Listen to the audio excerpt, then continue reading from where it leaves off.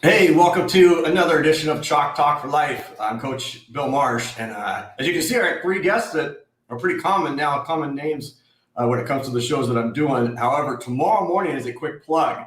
I will be doing my first 12 for 12s, where I'll be taking 12 plays from last week's game, and I'll be breaking them down. They're already telestrated, but I'll be adding some additional telestrations to them. So if you like really hardcore breakdown stuff, I think that's going to be a show that'll be really fun for you to watch. So tune in for that one. Usually it'll be on Tuesday nights, but I wanted to wait to see if the All 22 could come out, which it has. So I'm quickly trying to add some additional pieces to it, which is really exciting. But that said, we're going into something a little different, calling it the top fives. And what the top fives are is quarterback, wide receiver, defenses, special teams, which Nick LaBow and I have been doing a weekly special with regards to special teams. And then we'll talk head coaches if we have the time. And really what we're looking at are the top 5 people per position or per the main ones that we're talking about tonight going into this next week based on this year only. So it's not based on their career or being a GOAT or potential GOAT or a mini GOAT or sister of a GOAT or brother of a GOAT or anything like that. It's who's doing well right now and where would you rank them. And the only other caveat is no Seattle Seahawks, even though we're all kind of homers from the standpoint of the 12s. No Seattle Seahawks on this, but I will allow the guys at the end of each list, if they want to incorporate someone in there. That way, if someone doesn't put Russell Wilson on their top 5, their channel doesn't get deleted by YouTube. If YouTube's run by some 12, that gets really upset because they're a Russell Wilson homer like the rest of us or anybody else. So we'll get to all that. And again, tomorrow, if you want to tune into my thoughts on last week and everything else, but this is less Seattle Seahawks football and more NFL. So with that, let me introduce the guys real quick. We've got BJ up in the upper right. We got Nick LaBow down in the bottom right. We got Sky High Aviation in the bottom left. And I know some of you guys have your mics muted, so you may want to check your mics just to make sure when I come to you that they're What's up, everyone? So welcome, man. Yeah. How are you guys doing? Sky High, you awake back there in the near the East Coast where you are? Yes, much awake. Much awake, Coach Marsh. Maybe need a little bit more volume from you, my friend. Volume. Yeah, Am I quiet? Just get a little closer to the mic. But other than that, sounded pretty good. Pretty good. That's the beauty of live shows, but I can always edit that and change that. So, hey man, a lot of cool stuff going on. I think it's been actually a pretty cool start to the season. Obviously, and again, not talking Seattle Seahawks football, right? Bummer what happened last week. But if you look at it from a totality standpoint, guys, man, it's been pretty crazy, but fun to watch. I mean, really, there's just about any game you could turn it on and be like, yeah, I think I want to watch this because there's so many superstars playing, so many great quarterbacks are playing, great defenses. So, BJ, what do you think about the start of the NFL season so far? Oh, it's very interesting. There are teams that I would have thought that would not have started undefeated, but there are some teams that have surprised me this year. So which is always exciting because it just shows the game that anything can happen on any given Sunday, and football is just it's crazy and anything can happen. Yeah, man, anything can. No doubt. Sorry, BJ. Yeah. Let's go back to you, BJ. No, it's okay. All right, Nick LaBow. Nick LaBow of Seattle Sports Talk. Yes. Tell me about it, man. Tell me about what you think just the opening couple of weeks of the season. Anything capture your eye? Quarterback stepping up you didn't think would step up, or vice versa? Quarterbacks that are floundering, or running backs, or I mean, there's been a lot of players at every position really who've stepped up. I won't go too deep into the quarterback one because we'll save that for a bit later in the show, but definitely guys like Derek Carr, Matt Stafford, Tyrod Taylor until he got injured. So yeah, at every position there's been a fair share of guys who've really been underdogs and stepped up so far this season. Yeah, I think underdogs is a good word. There've been quite a few, and I'm not talking point spread type of thing, but if you're just a general fan and you're going into a game watching, thinking, oh, this team, most likely if I'm picking one or two teams and I got a buddy and I'm picking, hey, who are you taking? Okay, I'll take the other team. Surprising how many underdogs, or at least teams you wouldn't have expected to do it. Like this is definitely season where, usually you have seasons where, and I'll get to you, Sky, in a second. You get seasons where, the threat of the Miami Dolphins' perfect season pushes into weeks, 14 or 15 or 16. I think they're going to be popping their champagne corks every like they do every year when the last team who's undefeated loses. I think that's going to happen very, very early this year. Yes. Sky High Aviation. Talk to me, man. Oh, give me a second because I'm quite quiet. And before I can hear you just fine now. Oh, okay. Is it all better? Okay. Yep. Okay, we'll roll with that. Okay. Overall, a good Sometimes you're start to piloting the season. plane. That's okay. Sometimes you got to pilot the plane, and sometimes you got to talk to the people in the back. Yeah. In that case, it's you guys and the viewers, sadly. It's a good start to the season so far. There's been a lot of close games, so a lot of flipping back and forth on Sunday Ticket downstairs in the basement before the Seahawks play. A lot of saying who's going to win this game, who's going to win that game. Let's check that game out. Seahawks overall disappointed so far in the start of the season. We have some glaring issues that I mentioned out on on NorbCam stream, but overall, fun season. Got a long way to go. 15 more games, right? It's weird having the odd game, but I think the odd game is going to help. It's going to help a lot of teams, and it's going to hurt a lot of teams because that extra game, it's going to keep some teams in it one more game. And it's going to maybe keep some teams or have some teams bump out of it. Go ahead, Sky. Is this 18-team marathon or this 18-game marathon, and it's amazing because, every single time football season goes back, it's always time to go back to school, and a lot of people dread it. I don't dread it because, the weeks go by faster knowing that you have football 3 days out of the 7 days of the week to look forward to. Definitely. So Monday. That's a great call, man. It's funny you say it because as a coach, I always felt the same way. Like the fastest time of the school year, as an educator, administrator, was football season, man. It felt like we were just starting fall practice in August. And next thing you know, it was playoffs in November. And then, if we were playing semifinals or going down to the Tacoma Dome where we played the finals here or have for the last 3 decades. Prior to that, it was the Kingdom. It just felt like from September to December, it just flew by. And like you said, you got Thursday night football, you got Sunday night football, you got Monday night football. And then the other few days of the week, like everybody's talking that, it's just going to have that, right? Friday night lights. Saturday college football, and now with the advent of YouTube and all these other things, I'm amped for what's going on. Like I'm so excited about this show, super excited about tomorrow because I have not, like I said last night on when I was talking to people, I have not paid attention to what a lot of people have said during the course of the week, but I think people will be interested in my take of what happened last week, which isn't always the same as what people usually think. Usually, who people blame or don't blame is different than what it truly is, and I'm going to be doing something a little bit different, not only just with the Seahawks, but NFL-wise. So, all right, man. With that, and I'm going to do BJ. I'm going to bump you up to the winner's circle up there too. All right, BJ. I'm going to start with you, and we're going to go with quarterbacks first. But actually, before we go to quarterbacks, when I asked the question before the show in our little production meeting, we got a couple of them, but I asked you right before the show this question, and BJ, you were the first one to answer it, so I'm going to let you answer it again. What famous thing happened 20 years ago yesterday in the NFL relating to NFL quarterbacks? Well,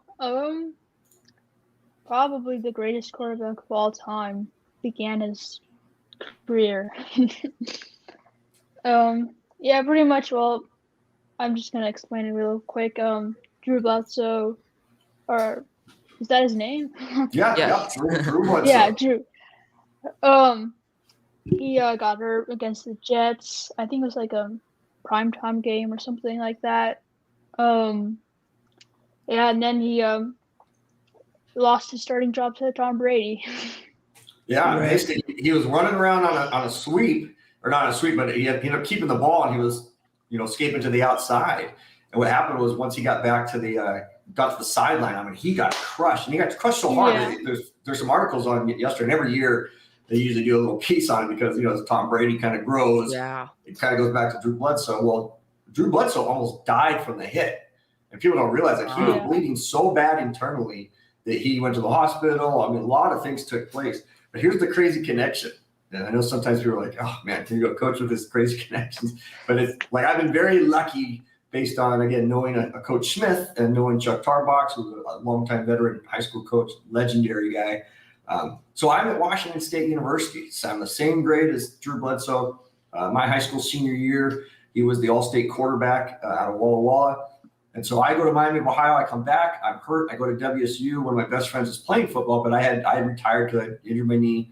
but I got to kind of know Drew just a little bit from afar. But then his senior year, he just explodes on the scene. He's kicking butt. I'm sorry, his junior year. So now it's senior year. He's getting ready to get drafted, and we're flying home for Thanksgiving. Now, out of Pullman's a very small airport. We're talking like maybe 5 total planes. It's 0 degrees, snowing like Did somebody crazy. say planes? Yeah, airplane. I should have yelled back then. I should have known if it was Sky High Aviation Senior. So you'll appreciate this, Sky High. So Drew Bledsoe has just finished the Apple Cup. He had this awesome, unbelievable game, beats the University of Washington. So our WSU Cougars, or as I refer to it, the Harvard of the Northwest. There's only like 10 to 12 total people on this flight because most people have driven home and watched the game back before the snowstorm came. Well, I stayed in Pullman to see the game there. So now here's myself and Drew Bledsoe on a flight where I'm pretty sure the guys got out front and they did the propellers with their hands, like going. So you got to fly over the pass, which is about 3,000 feet above sea level. I swear to God, you couldn't see out this window. The plane's shaking like crazy. And I look over at Drew, and Drew is just hanging on. He's just clenched to this thing, like white knuckling, as they say. And I'm scared. He's scared. And I kid you not, it did not feel like we had gone up 3,000 feet. And the flight was only a total of about 55 minutes. So we are going like this. And all of a sudden, we level off, and we start to do this. And I look at Drew, and he looks at me, and he's like welled up with tears. And all I'm thinking is, if I die, they're not going to say anything but man dies next to the number 1 draft pick coming out in the NFL draft. Like, man dies. Thought in my head, like, my family won't even know that I was on the plane. They're not going to find me, and I'll just be that guy, right? Drew Bledsoe's the guy who's going to be the number 1 draft pick, and I'm going to be the other guy. In every article, like 2 people died, Drew Bledsoe and another person there, 8 people were. So fortunately, we did make it over. But man, that was the scariest flight of my life until I ended up flying in a flight down to University of Oregon to see a game in a private plane. I swear we came down too fast. I didn't think we were going to make it. But to sit there next to a guy who's going to get millions and millions of dollars, man, oh man, that was something else. So that was my Drew Bledsoe story. So he gets drafted, he gets hurt, and then like Nick, you said before the show, man, he goes on. Maybe Drew Bledsoe, or one of you said it, maybe Drew Bledsoe becomes the all-time greatest guy under Belichick and stuff. So crazy how those things work, man. Crazy. Yeah. So there's my Drew Bledsoe crazy story. Now he's got a cool restaurant winery that I go to every once in a while with friends when I go to Eastern Washington. He's stayed local. So, and his son was a stud quarterback as well. So BJ, now with that, I'm going to lead us off. We're going to go number 1 through number 5, and then you can give us an alternate. So your top 5 quarterbacks based on going into this week, and based, that doesn't matter what offense. We're not talking about like what offense are they going into. It's just, hey man, just from the eye test, the eyeball test. This guy looks the part. Like he's the best quarterback I want right now to lead us in a total game. You don't have to give the reasons why yet. Just give us the list. So BJ, who's your top 5? Just name them off. Well, and then I'll let you go. And then I'll let you go back and explain kind of why you chose that way. Okay. Well, for number 1, I picked Kyler Murray. Number 2, Derek Carr. Number 3, Lamar Jackson. Number 4, Matthew Stafford, and number 5, Sam Darnold. Hey, you know what? I know you're chuckling at that, but I actually think that's a pretty solid pick. And who's your alternate? My alternate is Tom Brady. Yeah. Oh, okay, the guy we were just talking about. So I'm going to give you credit, so let me repeat it again. I have some of you guys, I think I have it down here. So Kyler Murray, Derek Carr, Lamar Jackson, Matthew Stafford, Sam Darnold, and then Tom Brady is your alternate. And I got to think that's hard when you know that Tom Brady's this all-time great dude, and he's been on national TV the last few weeks, and he's definitely throwing dimes. So give me, based on those picks, Murray, Carr, Jackson, Stafford, Darnold. Don't talk about Brady. Of those 5, like, was there one that you think is on the rise, or maybe one that's like, hey, I don't know if he's gonna be able to hold that spot, or like speak to the Sam Darnold one. That's probably the one I'm most interested in. Sam Darnold and Derek Carr. Sam Darnold. All right, I'm gonna start with Sam. Well, he's getting the job done. They're so far 3-0. They're not lights out football, but they don't have to be to win games. And what they're doing right now is winning games. And when I look at our quarterback, all I want him to do his job and be more of a team player, and that's what Sam Darnold has been for the Panthers. And I think that's the perfect thing that Matt Rule could have hoped for. And for Derek Carr, I mean, that Raiders team, I mean, they've started 2-0 against two very legitimate teams. So that they can hold their own side. And he's kind of more of the same as Darnold, but he's more established, and he's more of an underrated quarterback that you could use him as a starter, but he's not the best. He's not going to be top 5, but he's going to get the job done. But right now, you think he's playing top 5 because of what you just said. He's getting the job done. They're 2-0. Now, the only reason I would potentially keep him out, and I'm the biggest Derek Carr fan. You guys know that. Derek Carr and Matthew Stafford. I love those guys. Down at the 1-inch line. I don't know if you guys have been watching the Mannings do Monday Night Football. I mean, it is awesome. Oh, yeah. It is. If you guys are going to watch something, man, watch the Mannings do Monday Night Football because it's great. You get some great football IQ. You get they're just so fun together. But when we were watching it, and I was watching it, and when Eli Manning, they're down at the 1-yard line, Eli says, hey, as long as they do this, but just don't call a cadence where it's on 2 or something like that. And sure enough, Derek Carr tries to draw. Who are they playing week 1? They get win in overtime. Anyway, who are they? They're playing? Yeah, the Ravens. He tries to draw them off sides to gain 4 inches, and then they end up losing 5 yards. So that would have been the only reason on my list that I would have kept Derek Carr on. He's actually on my bubble. He'd be sitting in probably top 2 or top 3 for sure if it wasn't for that huge gap that really could have cost them the game almost, because then he's throwing a pick in the end zone, which is pretty funny given that the guy sitting there with the Mannings at the time that Derek Carr threw an interception in the end zone near the 1-yard line. The guy was a guy named Russell Wilson. No, don't name him, please. He must not be named. Here we go. Sky High Aviation. Good. No, Great job. Great job. Sam Darnold is a game manager, so he doesn't need to be that great quarterback. He's that quarterback who. Sky High. Are you giving me your 5, or are you giving me some commentary on something else? I was just gonna say, okay, fine. I'll fly name your own 5. plane, Sky High. Fly your own plane. Only fly one at a time. Okay, top 5. Let's start from the top. Top 5 quarterbacks. Numbers 1 through 5. Give me numbers 1 through 5. We're 1 through 5 for quarterbacks. Okay. So number 5. Who's your number 1? Oh, number 1? Yeah, go 1 to 5. I know you have it written in 5 for 1, but give 1, 2, 3, 4, 5. Number 1, Patrick Mahomes. Okay. Number 2, Tom Brady. Okay. Number 3, Matthew Stafford. Number 4, Lamar, I go to the bathroom in the middle game, Jackson. Very true. Number 5, this one may shock you, Kyler Murray. All right, so Mahomes, Brady, Jackson. I think those are pretty standard. Yeah, those are pretty standard. Talk to me about Stafford and Murray. Well, Matthew Stafford's been pretty good to start the year with the Rams. I think he fits in well with this offense. The Rams are 2-0.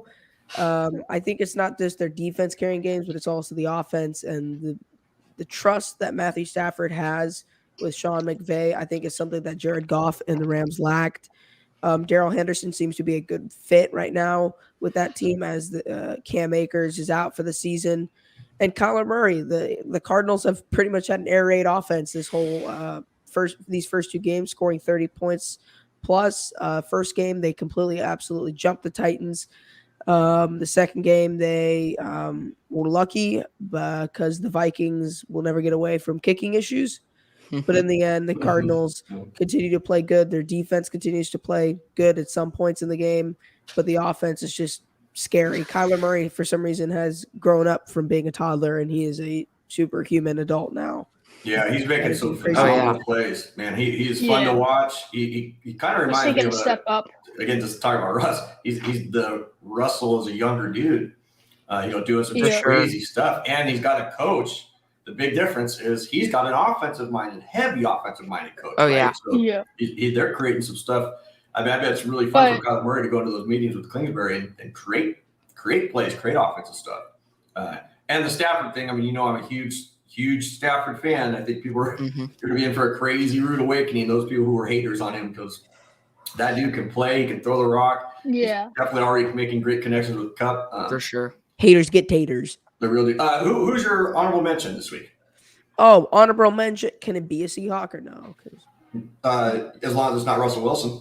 Okay, I was gonna say no. Geno Smith. No, I'm just kidding. It's And if you don't have one, that's fine. Yeah, well, I actually do have one, Coach Marsh. Are you ready to hear it? Honorable mentions Aaron Rodgers. Can't leave him out of the top There six. you go. So I know we won't talk about alternates, but I think that's a very intriguing one, and I think he's definitely on the come up for sure. I think Aaron could do us all a favor and play like he did week 1 for the rest of the year, and I wouldn't have a problem with it. Like everybody after week 1 thought he was sabotaging the team. Yeah, but that's it. We're not going to talk about alternates. So if they don't make the top 5, okay, back to they get to sit and coach. Not fair. They're not sitting in first class. Back to coach. All right. Nick. All right. Talk to me, man. Who's your top 5? Number 1, Kyler Murray. Number 2, Patrick Mahomes.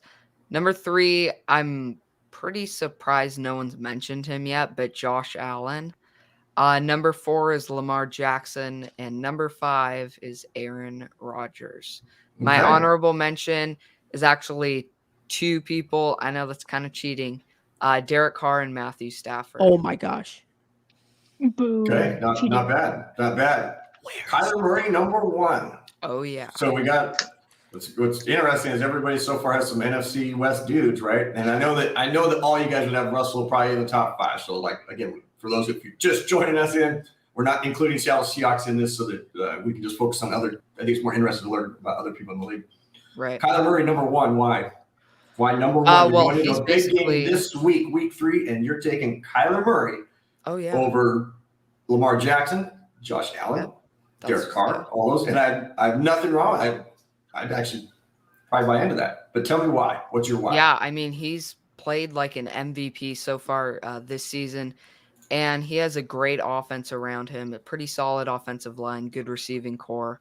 And he's playing Jacksonville, who is a pretty bad opponent. They're right now contenders for the first overall pick. Their defense has not been playing super good. Their offense is sluggish. Urban Meyer and Trevor Lawrence are definitely showing they're not very they're still adjusting to the NFL. As for Mahomes at number 2, he's had a pretty good start to this season, and he's coming kind of with the chip on his shoulder. He lost to Baltimore in a pretty disappointing game.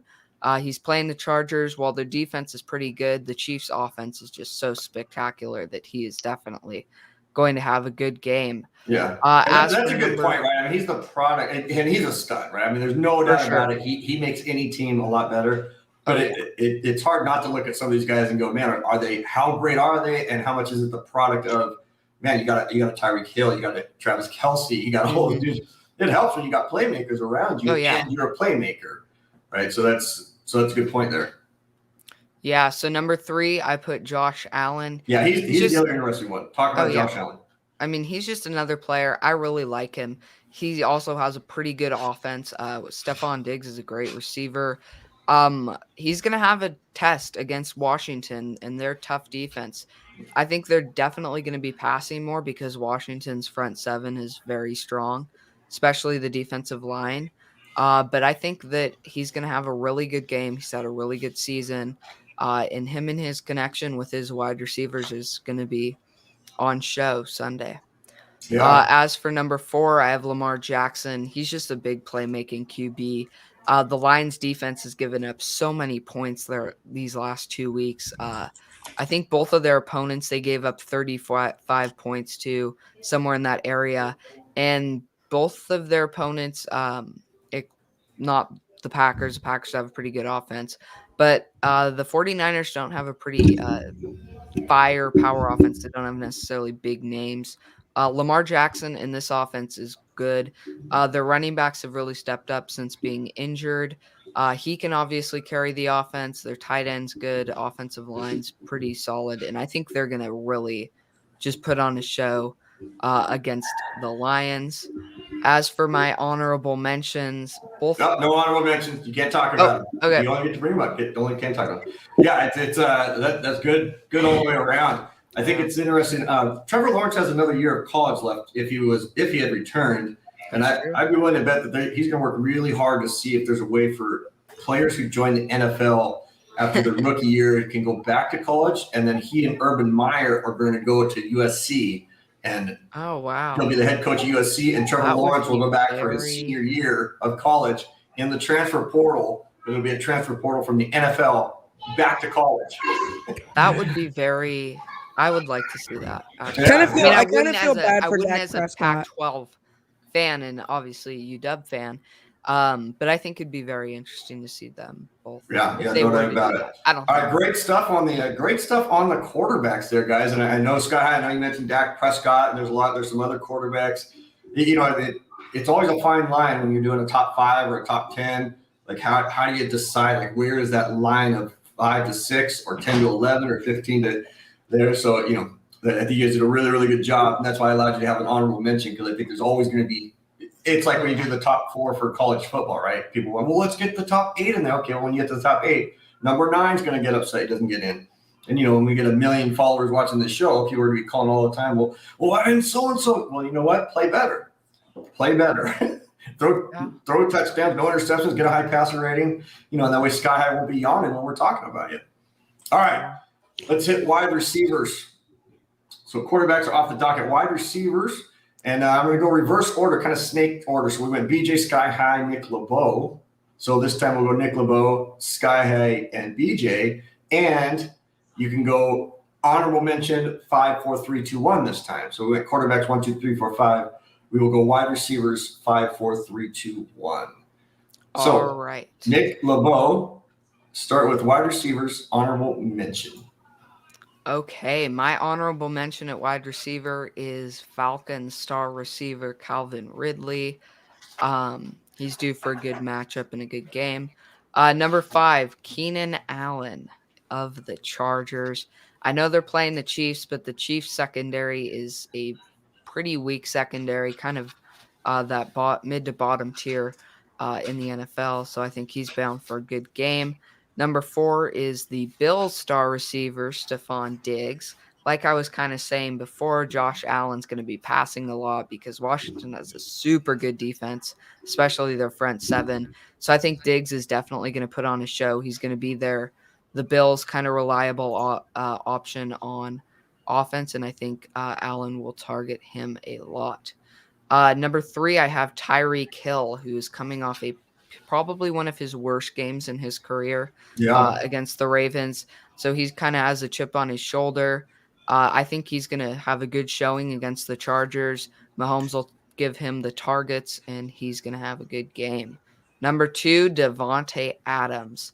Aaron Rodgers, they're playing San Fran, which is our NFC West rival, in a pretty big conference rival for them. Once we get kind of down into the latest parts of the season, with seeding and stuff. So I think Devontae is going to be like the number 1 option in that offense and get a lot of targets from Aaron Rodgers, especially if they have to play make up against the 49ers and get a bunch of points on the board quick. Number 1, DeAndre Hopkins. D-Hop has had a phenomenal season with Kyler. And again, like I said, they're playing the Jaguars, they're a pretty weak opponent, weak secondary. So I think him and Kyler are just going to have an awesome game, kind of like they did against the Titans in week 1. Yeah, good stuff, man. Good stuff. Talk to me, even though I know he's a stud and a half, Devonta Adams. What do you think makes him just the special dude that he is? Well, not only that he has Aaron Rodgers as his quarterback, he's just he's very consistent, and he just is a big playmaker. The Packers offense doesn't have a lot of receivers, and he can just make plays. He can trick DBs. He's got good footwork, and he's just overall a good receiver. Yeah, I agree. And he picked up a lot of his stuff actually from I just lost him.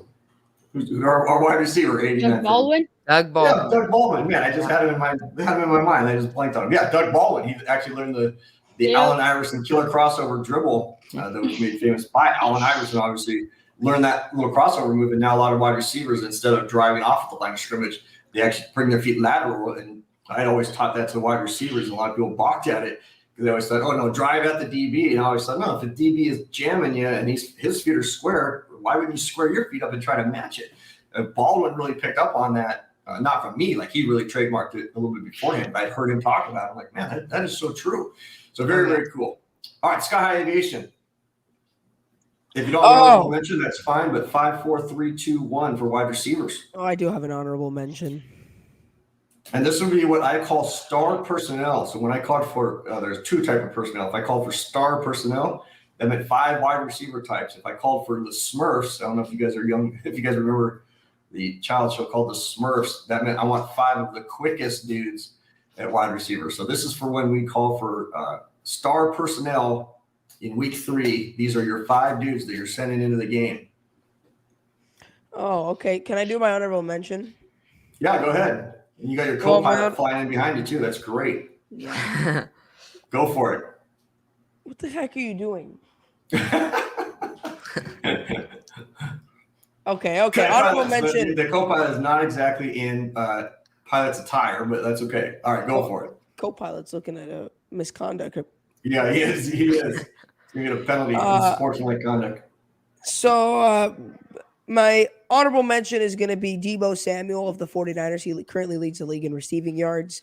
Unfortunately, he doesn't really have that star power to make the top 5. And I guess we'll start there with number 5. We'll start with Tyreek Hill of the Chiefs. I think he's Tyreek Hill. He's always going to have a good season, always going to have a great season, a monster season, especially with Mahomes at quarterback. Number 4, we're going to go Stefan Diggs. Diggs always, again, just the guy who's always there. He has the ability to actually boost up to number 1, in my opinion. Stefan Diggs, we'll see where his season goes. The Bills have had a bit of a weird start, losing the first game and then just going all out against the Dolphins in the second one. Number 3, and this is going to surprise some people. It's DeAndre Hopkins, number 3, even though he's had a monster start to the year. I think that's where his spot is. Your honorable mention is my brother. Yes, it is Elena Doll. Number 3 is going to be DeAndre Hopkins. I think he's just, again, one of the best wide receivers in the league. These are all very comparable wide receivers. Number 2, Devonta Adams. Devonta Adams, again, always that breakout player. I remember when he was just a rookie out in the NFL going up against Sherman against the Seahawks back in 2014. Now he's developed into one of the best wide receivers, one of the best route runners, one of the best guys that will make you pretty much swing and miss at the line of scrimmage. He has a great first step. Unlike him, Devonta Adams does not go for the square feet style that Doug did. He will just make a cut on you, and he's very fast. And as soon as you see him catch that ball, he is off to the races. Number 1, I don't think a lot of people are ready for this. Terry McLaurin, number 1 of the Washington football team. Hold on. Yeah, see? Even he wasn't ready for it. What? All right. Who? Scary Terry. Terry Who's McLaurin. Terry McLaurin. I love it. I love when people branch off of the norm. Tell me why, man. Tell me why. Terry McLaurin is – what, would you stop singing? Terry McLaurin is – right now, he's about 13 yards off leading the league in receiving, I think. But right now, he is Washington's offense right now. This guy is making plays out of this world offensively. You saw his catch in week 1. He's one of the faster guys. He's one of the better deep threat guys. He's one of the guys that can pretty much do it all. Wide receiver. He can catch it. He can catch a screen for you because he's short and little. He can run up the field. He can catch deep passes because he's like Tyler Lockett. He can go and make those over-the-shoulder catches. He can make those crazy concentration catches. He can sit over the middle like Robert Woods and Cooper Kupp with the LA Rams. And he can go and make those plays. He can make almost every single play. You can have him on the jet sweep. Terry McLaurin is the Swiss jackknife or whatever you like to call it. He is the apex predator pretty much for any other team that's playing. Hold on. He's the Swiss jackknife. I don't know Swiss predator. Army knife. That is one heck of an athlete, man, to be the Swiss apex jackknife predator of an athlete with talent, man. That is off the charts, man. Off the charts. So, yes, he is number one in my opinion right there. All right. I like it, man. I like it. Good selections. All right, BJ, you're up. Yep. Okay. So honorable mention is Keenan Allen. He's pretty good. Just he didn't make the cut. Didn't make the cut, so didn't get to be talked about. Yep. Number 5, we have Deebo Samuel. He's been great. Partly because he's the only good receiver besides George Kittle on the 49ers. Number 4, we have DJ Moore. He is just pretty good. His stats are like top 10 or top 15. And make sure when you guys say your player, say which team they're on. Just I obviously know, but just if somebody's watching, like a DJ who, like who's that? DJ Moore of the Carolina Panthers. Yes. Pretty good. And I feel like he has a really high ceiling this year. I think he's got time to adjust to the league now, and I think later this season when everyone's like getting tough and all, ready for the playoffs, I think he might step up pretty big. And with a running back that just got hurt, he may be getting the ball even more. Yeah. Right?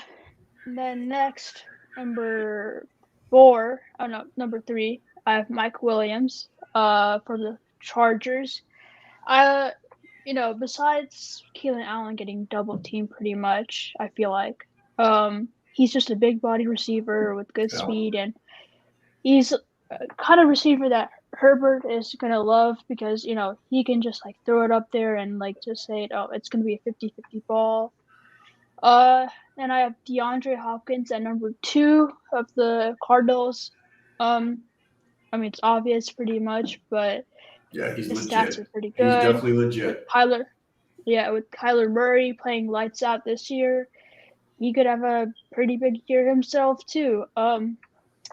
Then for number 1, I have Cooper Kupp. Yes.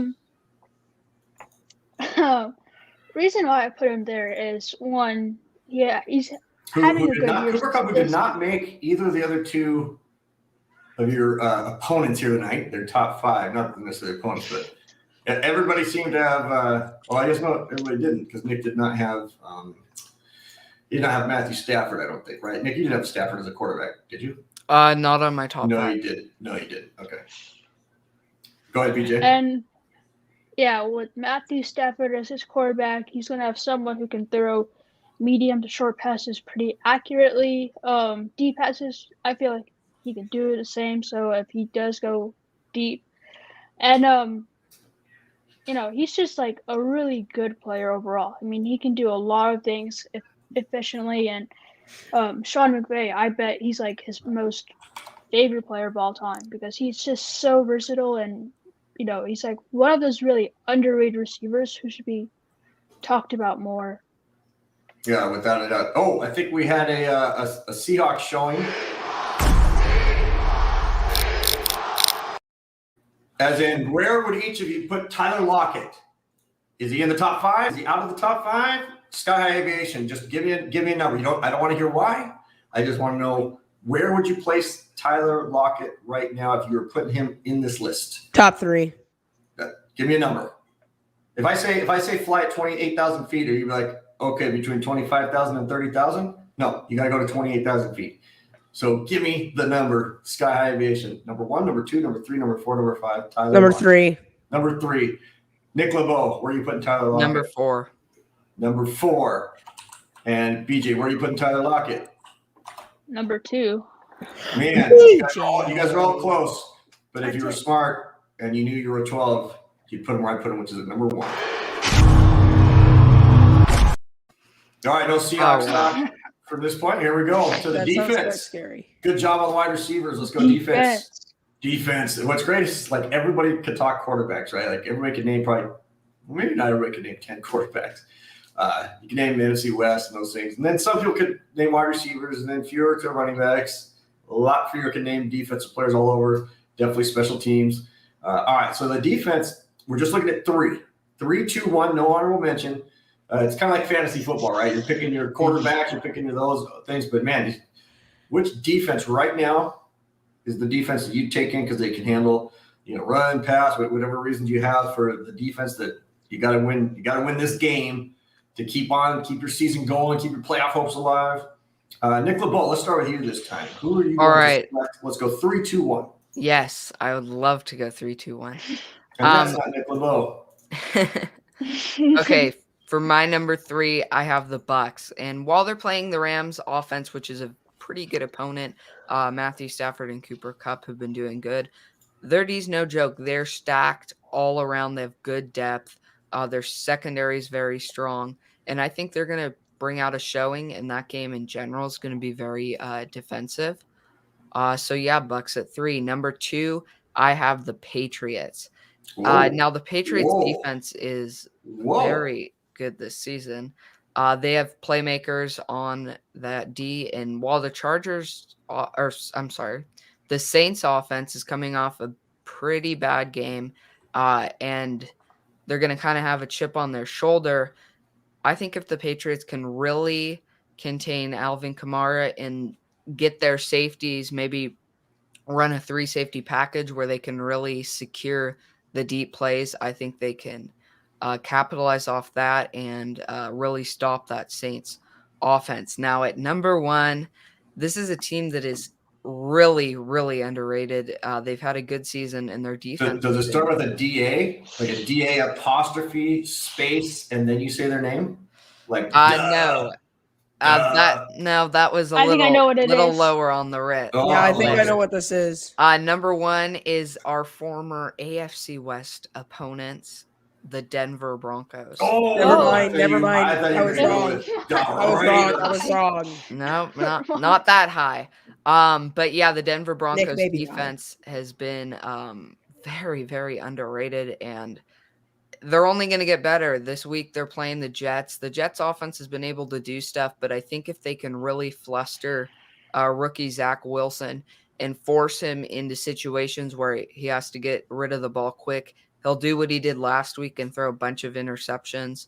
So if they can really do that, they're going to have a good showing and they're going to win. BJ or Sky High, do either of you have the Patriots in your top 3? No. All right, so Nick LaBeau, the Patriots. Oh, BJ, do you? Well, I thought about it, but I put them in like more my top 6. So you don't? Well, then you don't. No. So then I have a question. I thought about it. I didn't want to ask Nick this question if either one of you had it in there. The Patriots are going to be facing a certain team, not this week, but a week from now. Do you know who that team is?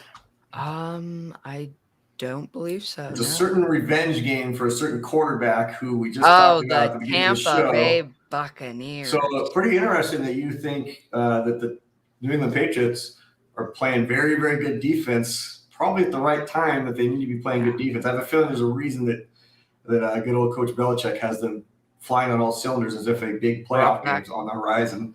Even though it's going to be AFC versus NFC, but it's going to be a huge game for a lot of reasons. Did you guys see what Tom Brady's dad said the other day when they asked him about if there were any ill feelings? And he's like, "You're darn right there are." Darn right. Yeah. He was very honest about his feelings about Tom Brady not wanting to get back at those guys. So yeah, you'd be blatantly lying if you said there weren't. Well, of course. Yeah. But Brady did a great job handling it. He talked about just the team. He's like, "Hey, this is about my team right now and stuff." He said the right things. He'll be able to rip on Belichick later. BJ, top 3. Nick, great job. I like it, man. I like it. The Broncos are number 1. Man, that's it. Don't really hear about them very much, but I would agree, man. Their defense is playing very, very good of late. Yep. Okay, starting with 3, I have the Arizona Cardinals.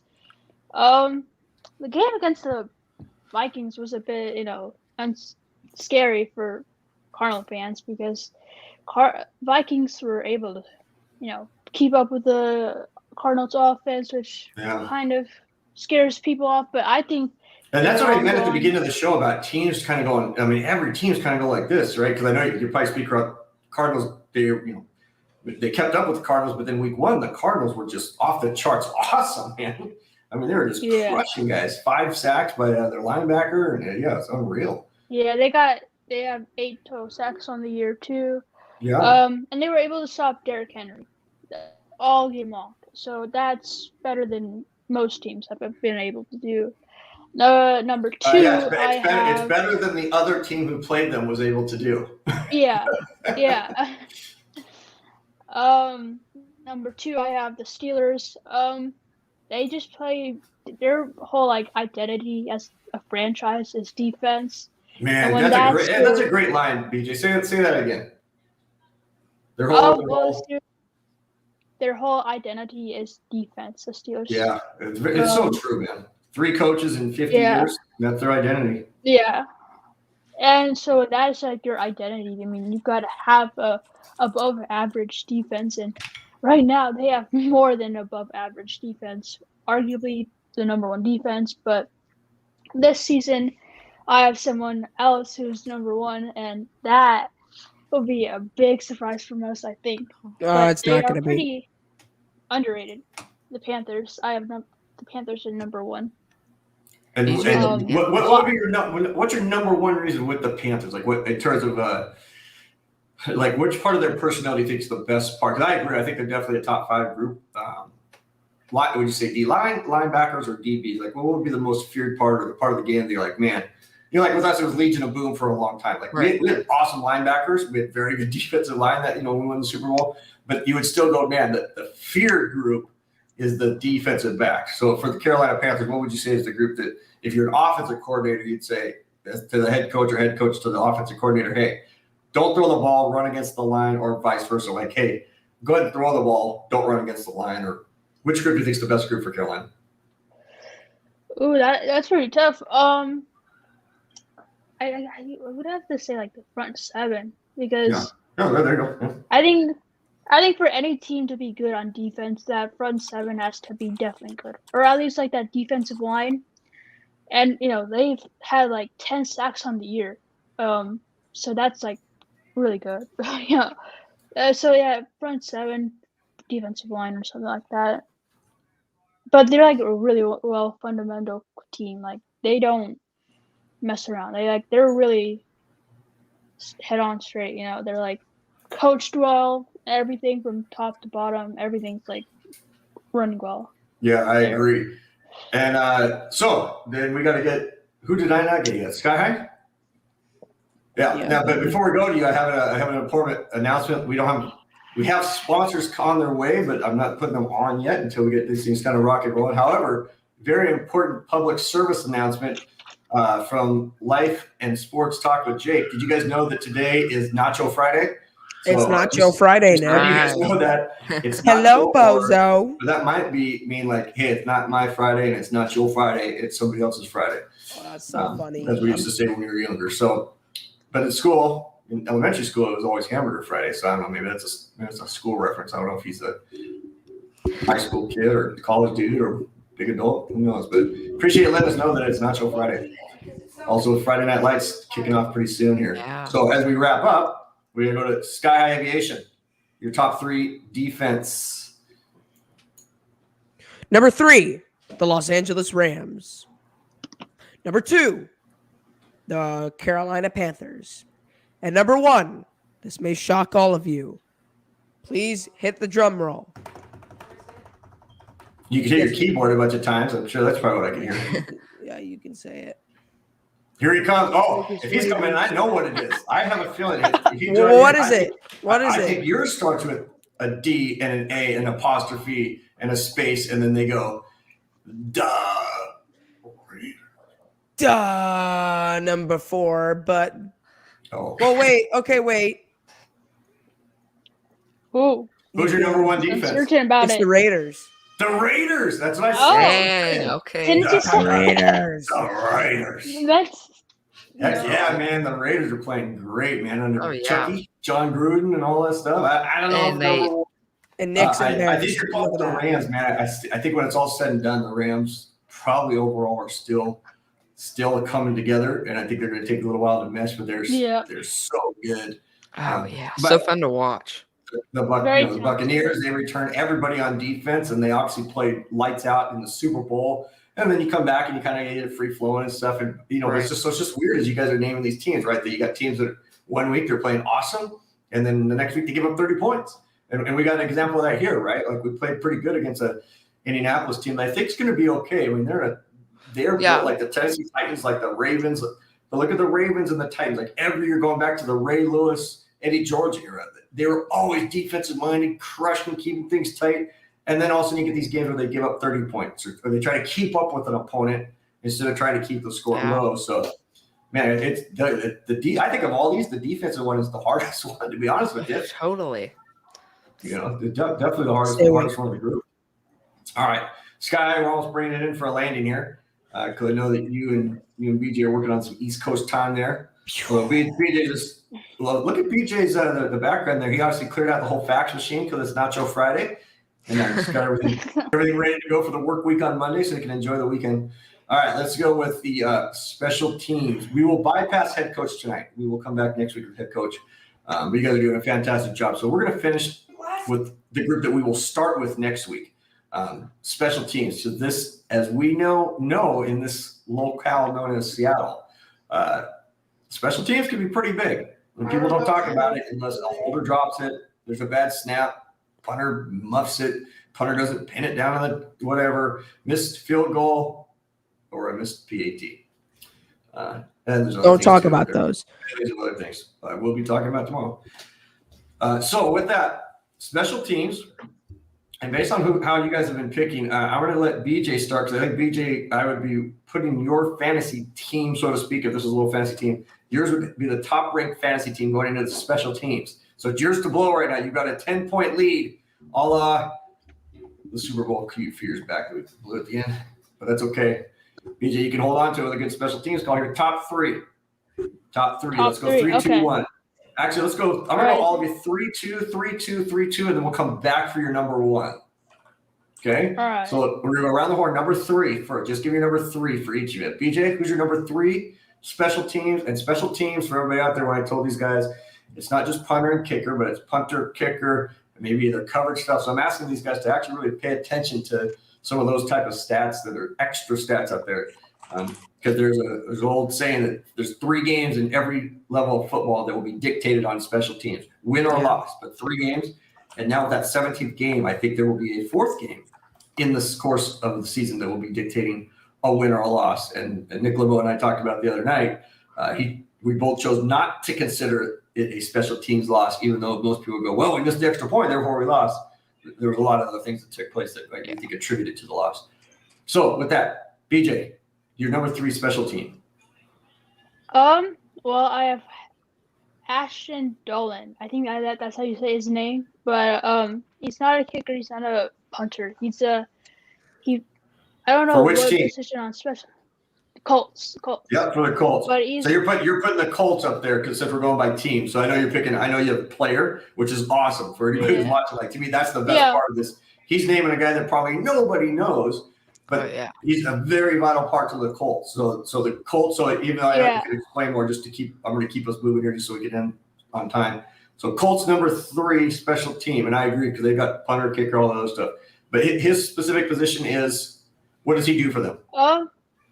I think it's just based on special teams, like as a tackler or something. Yeah. But the reason I put him up there, but the reason I put them up there is because he got a touchdown on a punt, a blocked punt.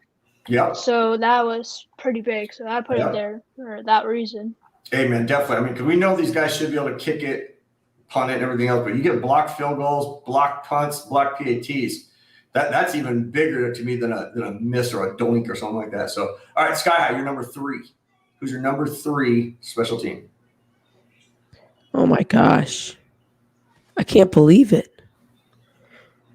It's the Cardinals. Mm-hmm. Huh?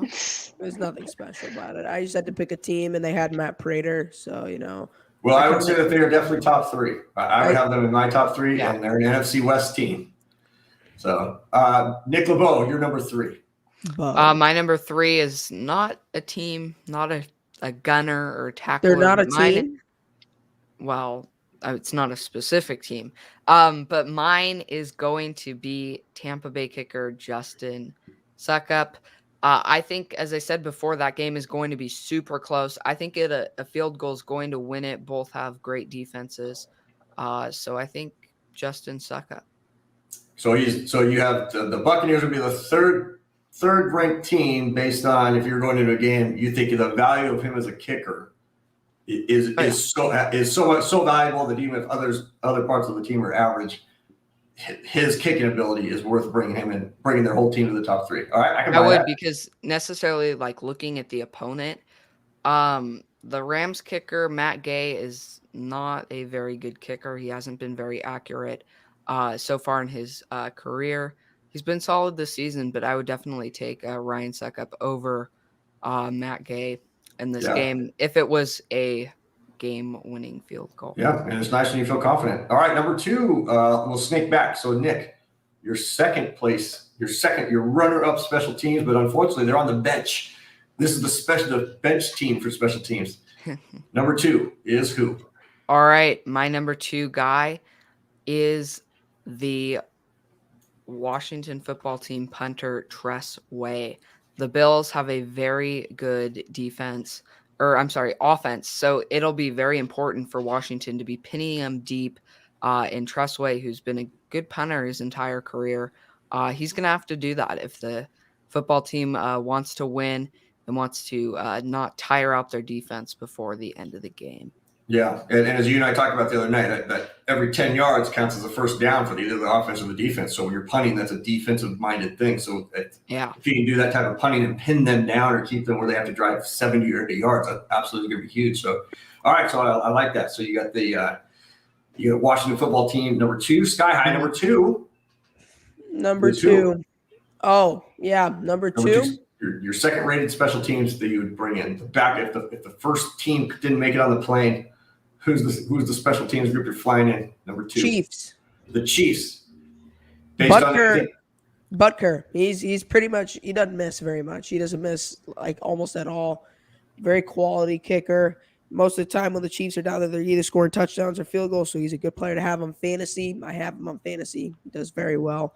Also, how about that? A little fantasy football tip. Yeah, fantasy touchdowns add up. Extra points do add well. All right, BJ, number 2. Who's your number 2?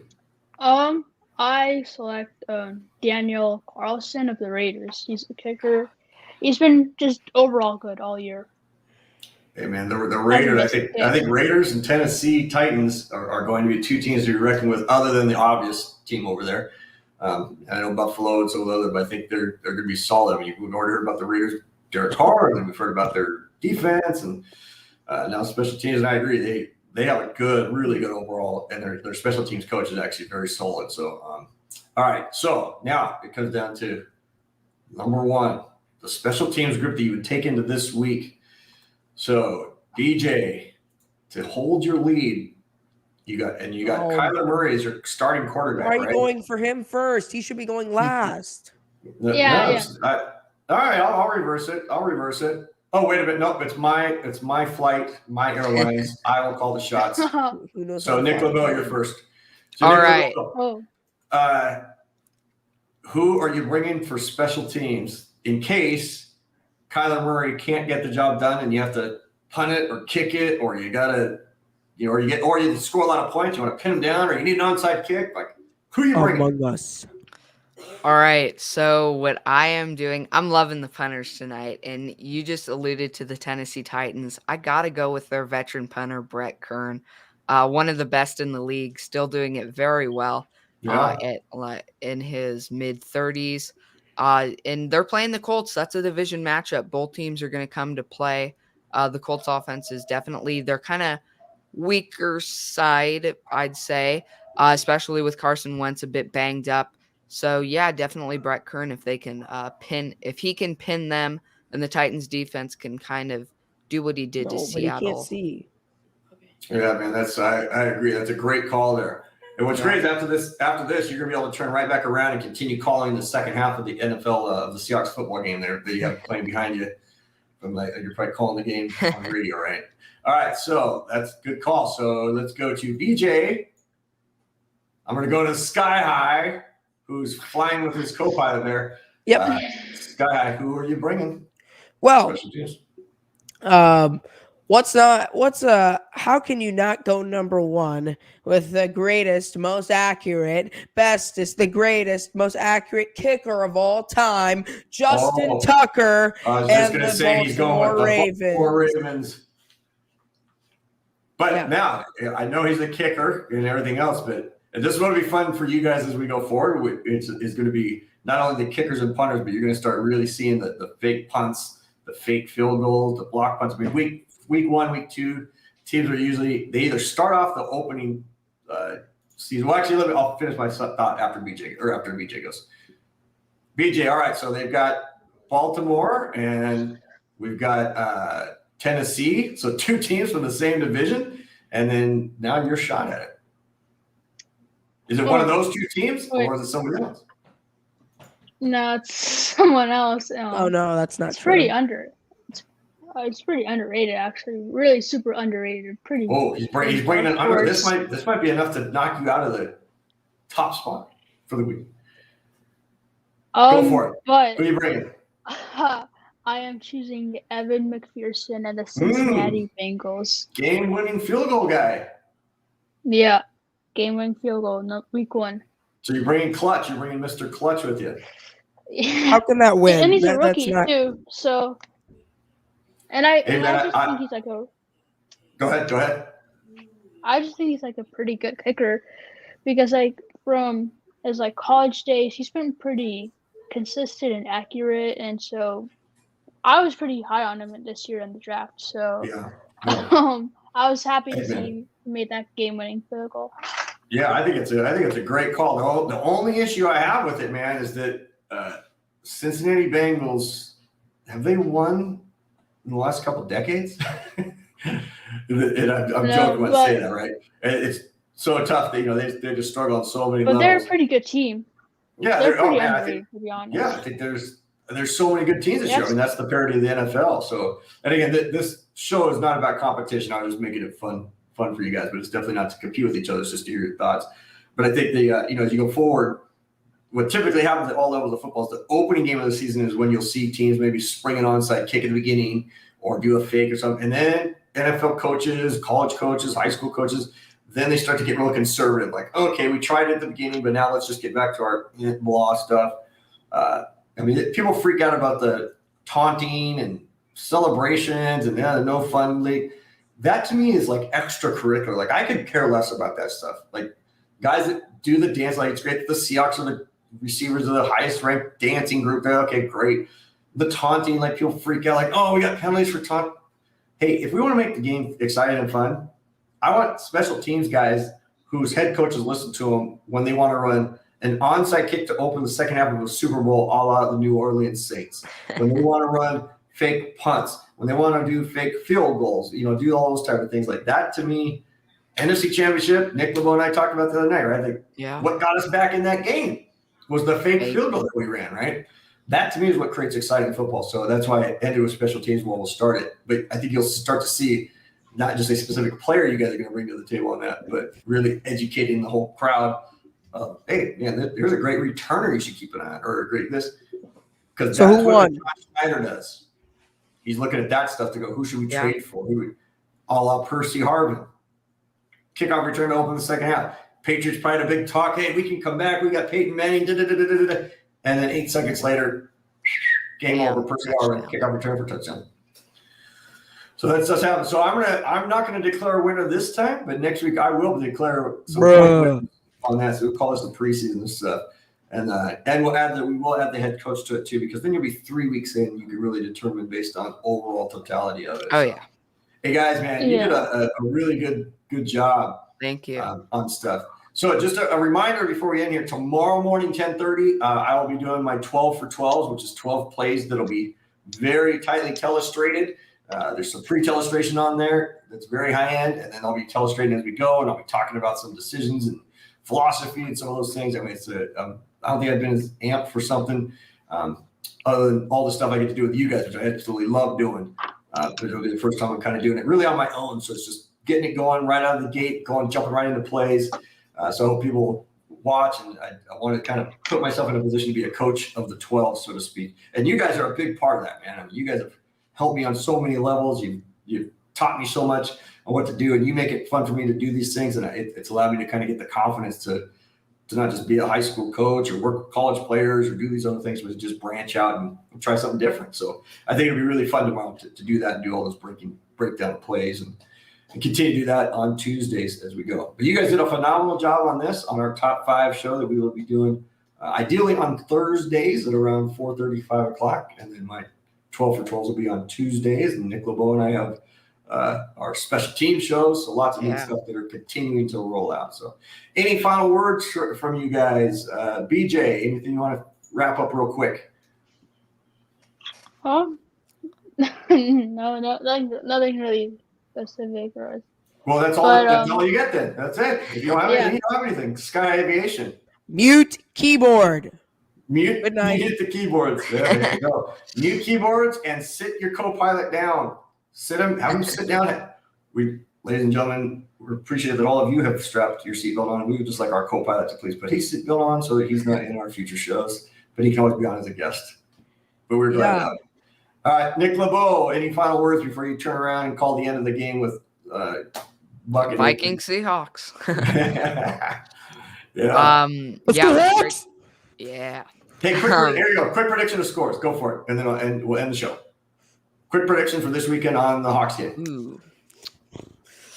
Playing the Vikings. It's always a close game against the Vikings.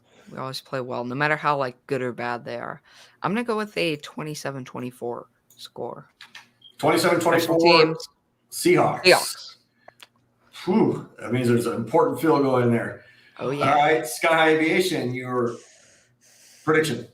34-23. Jason Myers nails a field goal with 1:22 remaining in the fourth quarter to give the Seahawks the edge and to get them to 2-1. Did you say 34-23? Yes. But we kicked a field goal to go up by 11. Yes. You made it sound like that was so stressful. Like we kicked an important field goal to cover the spread.